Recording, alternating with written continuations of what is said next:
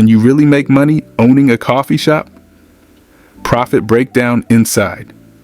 The unfiltered truth about cafe profits and what it really takes to make it work. Part 1. The dream versus the reality. It started with one simple moment, standing in line at your favorite cafe, watching a barista craft a cappuccino with effortless grace. The steam swirled, the espresso dripped, the whole shop buzzed with quiet energy.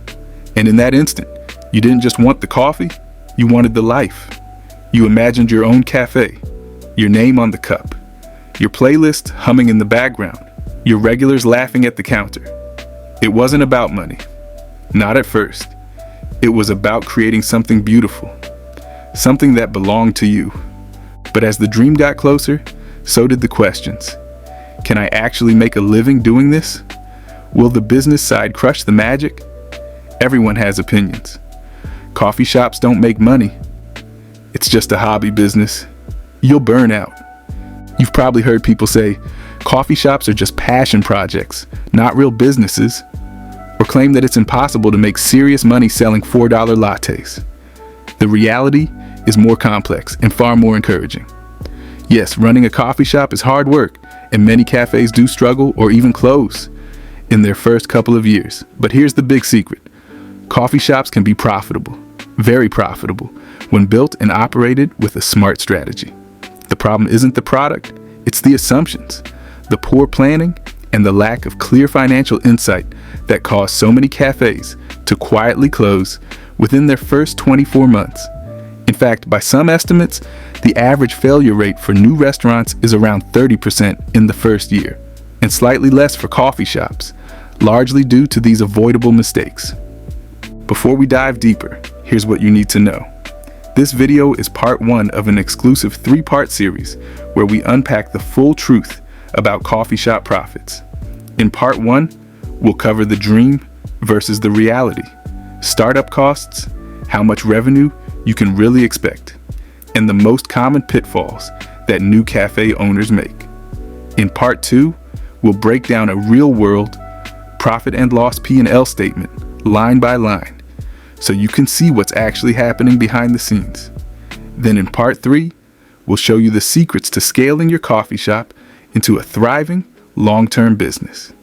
If you're serious about turning your dream into a legacy, you're going to want to move on to part 2 as soon as this one ends. Don't miss what's coming next. It's where the real numbers come to life. Today, we're doing something most people won't do. We're pulling back the curtain and going line by line through the finances of a coffee shop.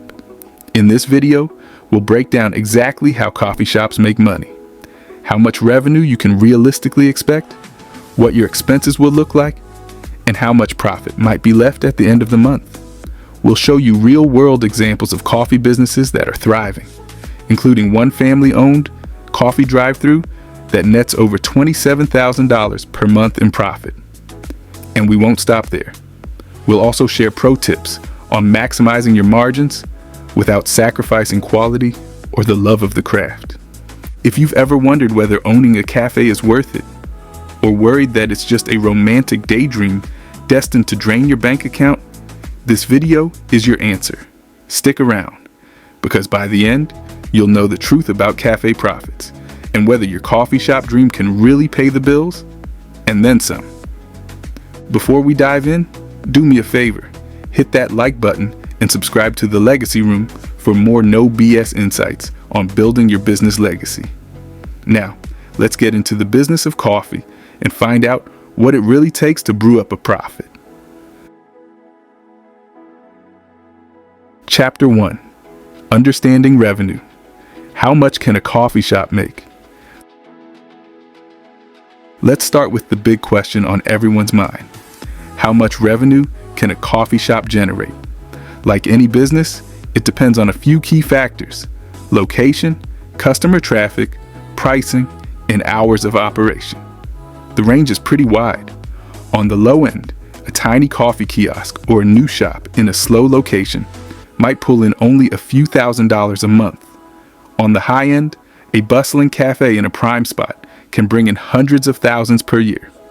In fact, industry data shows a typical independent coffee shop's annual revenue can range anywhere from around $200,000 up to $1 million in gross sales. That huge range shows how much your location and execution matter. For a small to medium-sized coffee shop in a decent location with steady foot traffic, a common estimate is 100 to 400 customers per day. Let's run a conservative scenario. Say you serve around 150 customers a day, and the average customer ticket is about $6. That might be one drink plus a small pastry or snack. That works out to roughly $900 in daily revenue. Over a month, let's assume 30 days of operation. That's about $27,000 per month in gross revenue. In annual terms, that's roughly a $324,000 per year coffee business. This isn't a wild guess. It's in line with national figures. One analysis found many small coffee shops bring in between $200,000 and $800,000 annually, depending on size and location. So our example of $324,000 per year is a solid, achievable number for a single cafe. Now, of course, some coffee shops do much better, especially those in high-demand areas. High-performing shops, for example, a cafe in a busy urban neighborhood or a popular drive-through stand, can easily exceed these numbers. There are reported cases of exceptional coffee stands making jaw-dropping sales. For instance, one drive-through coffee stand located at a major highway intersection reportedly pulls in $35,000 to $50,000 per week in sales during peak seasons. Yes, per week. That works out to well over $150,000 in a single month. An extreme case, but it shows the revenue potential if you hit the right market. Even big players reflect this potential. An average Starbucks coffee shop does roughly 1.3 to 1.4 million in annual revenue per store. And certain regional chains like Dutch Bros have some locations hitting around $2 million a year in sales.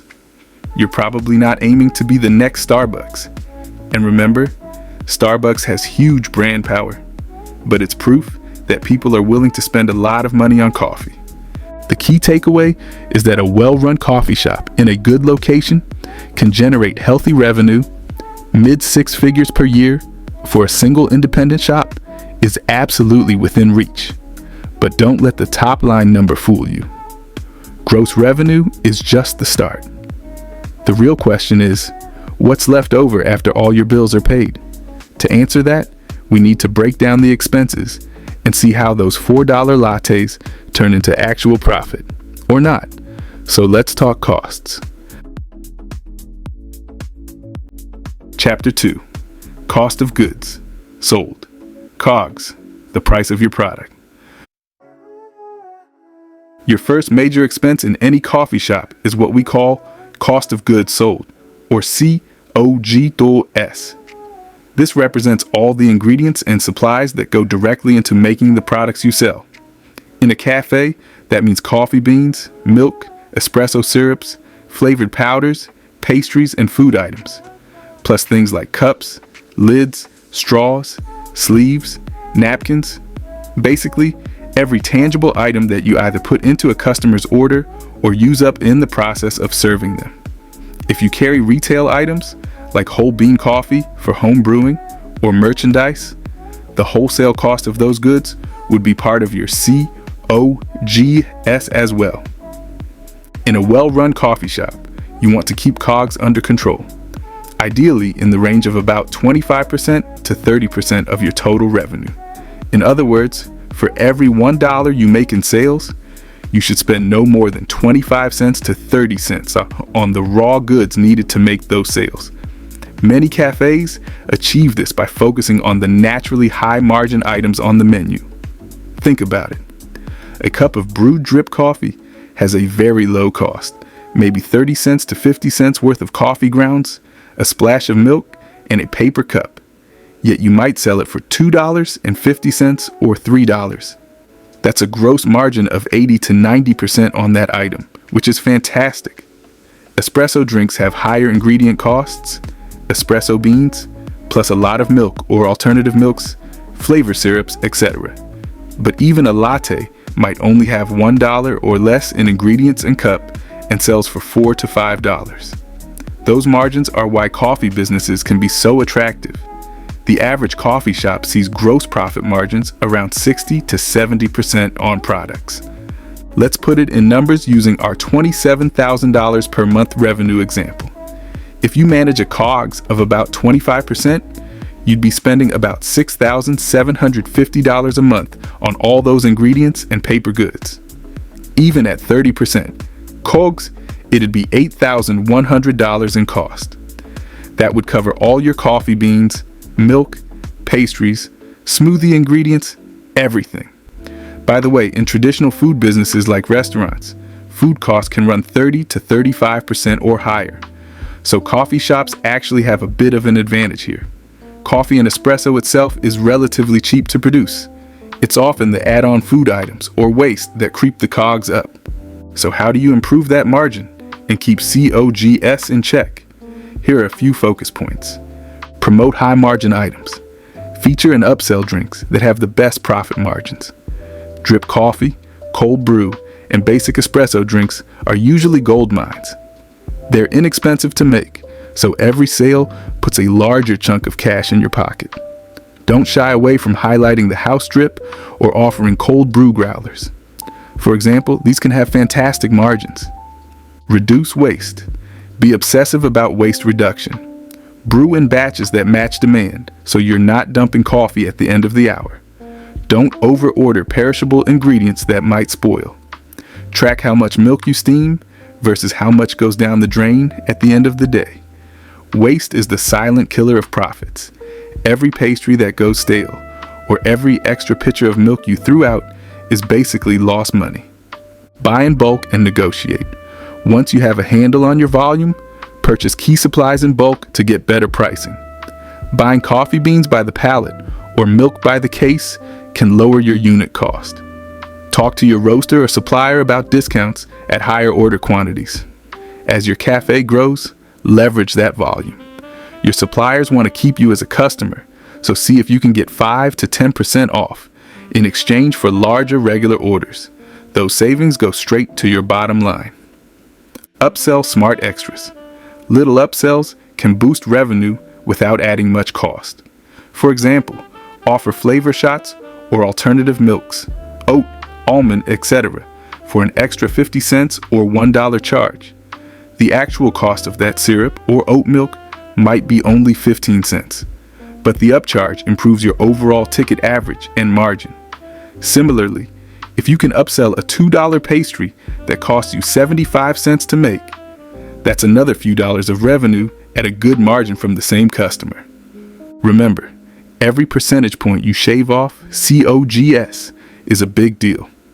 If you can trim your COGS from, say, 30% of sales down to 28%, that 2% difference on $27,000 revenue is $540 more profit per month, which is $6,500 plus per year in your pocket, just from smarter purchasing and portioning.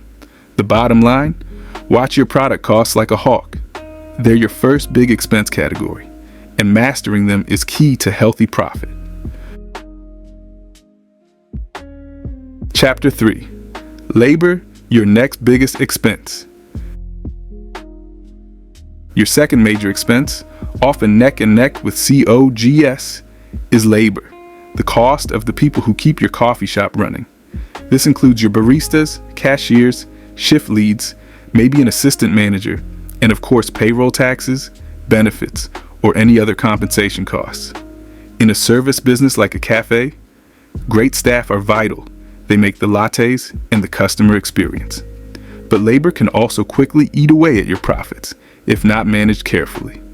In the coffee shop industry, a typical labor cost target is somewhere between 25% and 35% of total revenue. Well-managed cafes might hover around the 25 to 30% mark, while more labor-intensive operations or those in high-wage cities could push toward 35% or even higher. If we use a healthy middle ground of 30%, In our example revenue of $27,000 per month, we budget around $8,100 per month for labor. This $8,100 has to cover all the paychecks and payroll expenses. For instance, if you're open 7 days a week, 12 hours a day, that's approximately 84 hours of operation weekly. You might have a couple of baristas on duty per shift during busy times, maybe one during slower hours, plus a supervisor or floater. It adds up fast. Here's a quick reality check. $8,100 in labor per month might allow you, for example, to have about 2 full-time equivalent employees, FTEs, at $15 per hour, plus maybe 1 to 2 part-timers, if you as the owner are also working shifts. If you aren't working in the shop, you'll need more paid staff hours, which raises that cost. Industry averages for small shops show labor can range widely, 24 to 40% of sales in some cases. So hitting approximately 30% means you're scheduling efficiently and not overstaffing. One common strategy to keep labor costs in check, especially in the early days, is for the owner to work shifts themselves. Many independent coffee shop owners act as the manager or even as a full-time barista in the first 6 to 12 months. By doing so, you effectively pay yourself out of the would-be labor budget rather than hiring another employee.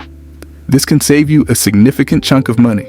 For example, if an owner-operator covers 30 hours a week of barista duty that you'd otherwise pay an employee for, you might be saving $2,000 or more per month in wages.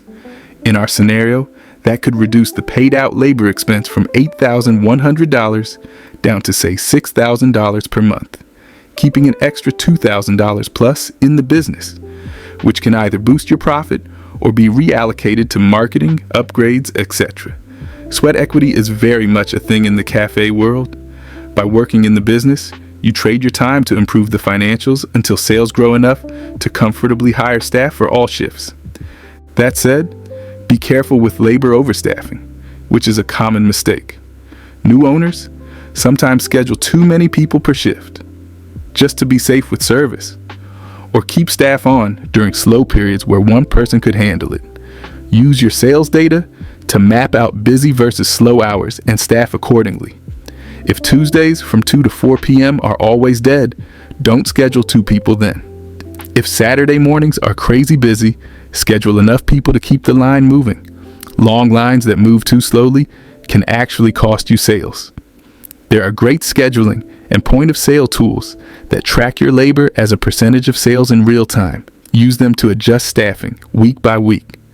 A lean operation might run with just enough people to deliver great service, but not a person more. To sum up, invest in good people, train them well, pay fair wages, but also watch the labor ratio. Aim for that sweet spot, roughly 30% of revenue or less on labor, so that payroll isn't devouring all your would-be profit. It's a delicate balance. Happy, efficient staff, and happy accountants. Get it right, and you're well on your way to a profitable operation. Chapter 4. Rent. Choose wisely or pay dearly. After COGS and labor, the next big expense on the list is usually rent, lease costs for your shop space. Real estate can make or break a coffee shop, both in terms of foot traffic and in terms of monthly overhead. The general rule of thumb in retail and food service is rent should be no more than about 10% of your gross revenue.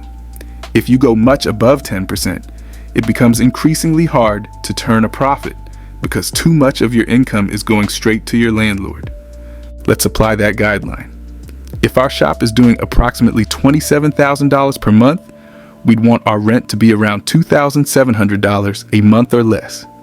In our example breakdown, we penciled in $2,500 for rent, which is just under 10%. That's a reasonable target for a small cafe. Depending on your city and neighborhood, $2,500 might correspond to something like a 1,000 square foot space in a secondary location, or maybe a smaller 600 to 800 square foot spot in a prime area. Rent costs are all over the map based on location. A storefront in a hip downtown district could easily be $5,000 to $8,000 a month or more for a small footprint, whereas a side street location or a suburban spot might be under $2,000. This is where new owners often go wrong. It's tempting to choose a beautiful space in a premium, high visibility location and assume the sales will justify the cost. But if that premium location's rent is, say, $5,000 a month and you're making $27,000 in sales, your rent is about 18.5% of revenue, nearly double the recommended range. That high fixed cost can drown your profitability during slower months or while you're still building a customer base. A coffee shop's success does depend on location, but it's a balance. High foot traffic and visibility are great, but you have to run the numbers and ensure the sales volume can realistically cover the rent. Don't get so dazzled by a dream cafe space that you sign a lease you can't afford long term. Focus on the aspects of location that drive sales without exorbitant rent: visibility, accessibility, and natural foot traffic. Sometimes, a spot just around the corner from the prime street can be much cheaper rent, yet still capture plenty of customers. Also consider size. A smaller, cozy cafe that's frequently full looks, bustling, and keeps rent down, versus a huge space that you're paying to heat, cool, even when it's half empty. In coffee, intimacy and coziness can be an asset to the vibe. You don't need a massive floor plan. Also, consider alternative models. If you're open to it, coffee carts, kiosks, or drive-through stands can dramatically lower your rent and occupancy costs. For example, a drive-through coffee kiosk might lease a small lot or even a corner of a parking lot for a few $100s a month, or pay a percentage of sales. I've seen drive-through espresso shacks paying under $1,000 per month in rent because they're tiny and often in less conventional spots, like near a gas station or along a highway. That kind of low overhead is a big reason drive-thrus can be so profitable. Their rent and utilities are minimal, so a huge chunk of their sales go straight to covering COGS, labor, and then profit.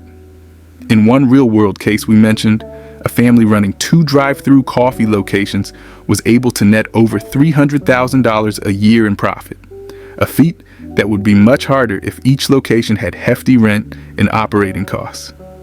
The takeaway for rent: choose wisely or pay dearly.